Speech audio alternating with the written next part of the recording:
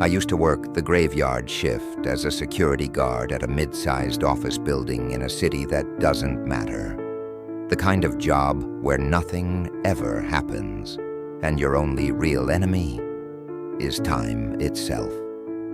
Most nights, I would just sit behind the monitors, drinking cheap coffee and listening to the radio to keep myself awake. That's how I first found it, the signal.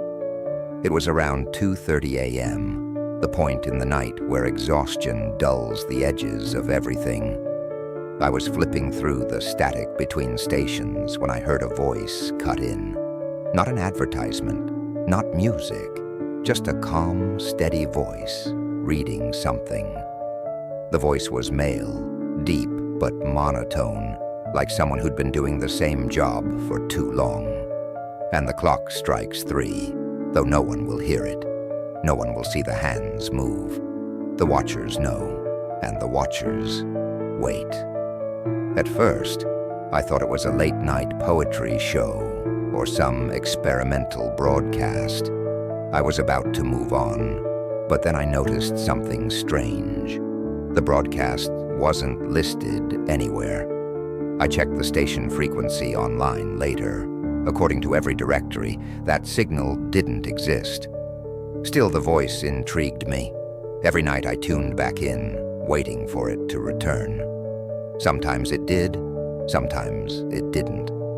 But when it came, it was always between 2:15 and 3 a.m., and always the same man's voice, reciting passages like diary entries or fragments of forgotten rituals. The words never made much sense, but the imagery stuck with me. Descriptions of endless corridors, shadows moving under doors, the sound of fingernails tapping on glass just out of reach. And then one night, he said my name. At first, I thought I'd misheard. I leaned in closer to the speaker, the hair on my arms standing straight up. He listens in the tower of glass, with monitors for eyes. "Do you hear me, Michael?" That was my name, my exact name. I froze, staring at the empty office around me. The monitors flickered as if the building's power had dipped, but the lights didn't go out. Just the screens, static and distortion, for less than a second. When the picture returned, everything was normal, except one of the cameras showed movement. In the lobby, where the doors had been locked for hours, a shadow stood just inside the glass. Not a person, at least not one I could recognize. It was just a shape, perfectly still, like someone cut out of darker fabric and pasted against the night. I blinked, and it was gone. The radio crackled. "Do not turn it off, Michael. If you turn it off, it will come upstairs." From that night on, I was hooked. Terrified, yes, but addicted.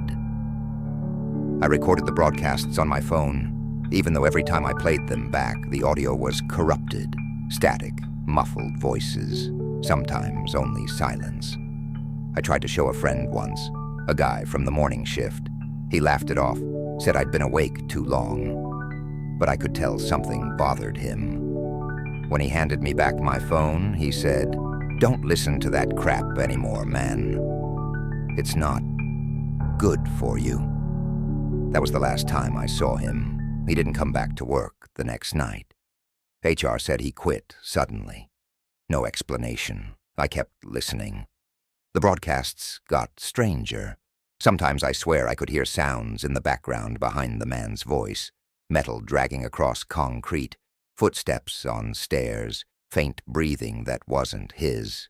Sometimes I could swear I heard my own voice, echoed, distorted, like a recording of me from days I couldn't remember. The more I listened, the more the building changed. Corridors seemed longer. The elevators would stop on floors I didn't select. One night I found a door in the basement I'd never seen before, unmarked, rusted shut. But I could hear something tapping from the other side. When I asked building management about it, they looked at me like I was joking. "There's no door there," they said. But I knew. I'd touched it. And the radio kept going. The tower grows hollow. He walks its empty halls. When the clocks forget to move, when the doors open in places they never have, he will be there. I don't know who he is. Maybe the shadow I saw. Maybe something worse. One night the broadcast lasted longer than usual. The man's voice grew frantic, trembling, as though he was reading something he wasn't supposed to. They made us read. We never stopped reading. And when the words ran out, they made us write our own. The story goes on, even when we want to stop. Even when our tongues are gone. His breathing turned ragged. I could hear scratching noises, like nails on paper, like flesh tearing. Then he screamed. The broadcast cut off instantly, and the static swallowed the frequency. That was the first time I actually turned the radio off. And right away, I heard footsteps in the hallway outside the security office. They weren't heavy footsteps, not like someone walking normally. They were deliberate, slow. I sat frozen in my chair, watching the doorknob. It didn't move.